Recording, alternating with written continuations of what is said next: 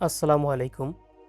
আজকের ভিডিওতে আমরা দেখব কিভাবে অতি সহজে ছাগলের জন্য খাদ্য প্রস্তুত করবেন। আজকে আমি চলে আসলাম আমাদের বাড়ির ঘাস বাগানে। এই ঘাসগুলো গরু ছাগলের জন্য খুবই উপযোগী। এগুলো চাষে তেমন ব্যয় নেই, তবে আপনাকে যথেষ্ট পরিশ্রম করতে হবে। বছরের যে কোনো সময় এগুলো লাগাতে পারেন।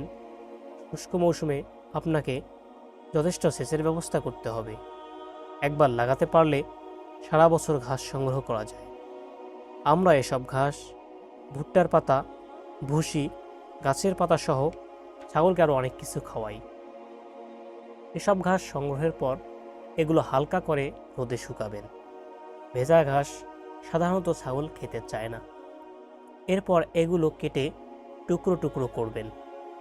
উল্লেখ্য, ছাগল পালন এখন শুধু শখের বিষয় নয়, বরং এটি আয়ের একটি অন্যতম উৎস। বিশেষ করে নারীদের জন্য বাড়িতে বসে আয় করার একটা অন্যতম উপায় হচ্ছে ছাগল পালন। আপনার বাড়িতে ৬-৭টা ছাগল থাকলে বছরে ৫০,০০০ থেকে ১,০০,০০০ টাকা অনায়াসে আয় করতে পারবেন। বাংলাদেশে বর্তমানে প্রায় ২.৭ কোটি ছাগল রয়েছে, যা দেশের পশু সম্পদের একটি বিশাল অংশ। প্রতি বছর প্রায় ৫০ লাখ ছাগল জবাই করা হয়। বাংলাদেশের মোট মাংস উৎপাদনের ২০% আসে ছাগল থেকে। বিশেষ করে কোরবানির ঈদে শুধু ছাগল বিক্রি হয় কোটি কোটি টাকায়। বিভিন্ন হাটে ছাগলের দাম প্রায় ৫,০০০ থেকে ২৫,০০০ পর্যন্ত হয়ে থাকে। চামড়ার বাজারেও ছাগলের ভূমিকা গুরুত্বপূর্ণ। ছাগলের চামড়া দিয়ে তৈরি হয় জুতা, ব্যাগ, বেল্ট সহ আরও নানাবিধ গুরুত্বপূর্ণ পণ্য। বাংলাদেশে প্রধানত ৪ জাতের ছাগল পাওয়া যায়। ১. ব্ল্যাক বেঙ্গল ছাগল। এ ছাগলের চামড়া ও মাংস গুণগত মানে উৎকৃষ্ট। এ ছাগল বছরে ২ থেকে ৩ বার বাচ্চা দেয়।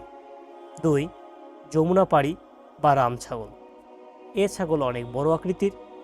মূলত ছাগলের এই জাত ভারত থেকে আমদানিকৃত। ৩. বিটল। এ জাতের ছাগল মাংসের জন্য বিখ্যাত। ৪. বারবারি। এ ছাগল অল্প জায়গায় পালন করা যায়। এরা অনেক বেশি বাচ্চা দিয়ে থাকে। ছাগল পালন বাংলাদেশের গ্রামীণ অর্থনীতিতে এক শক্তিশালী খাত। এফএও ও কৃষি মন্ত্রণালয়ের তথ্যমতে প্রায় ৭০ লাখ পরিবার ছাগল পালনের সঙ্গে জড়িত। একটি ছাগল একটি দরিদ্র পরিবারকে স্বনির্ভর করতে পারে। ছোট্ট একটি উদ্যোগ হতে পারে একটি বড় পরিবর্তনের শুরু। আপনার বাড়ির পাশে সামান্য জায়গা থাকলেও আপনি ছাগল পালন শুরু করতে পারেন। ঘাস, লতাপাতা ব্যবহার করে খরচ কমিয়ে আপনি ভালো লাভ করতে পারেন। ছাগল শুধু পশু নয়, এটি হতে পারে আপনার আয়ের হাতিয়ার। দেশীয় অর্থনীতির এ সম্ভাবনাময় খাতকে আমাদের গুরুত্ব দিতে হবে। ভিডিওটি ভালো লাগলে অবশ্যই লাইক, কমেন্ট এবং শেয়ার করবেন।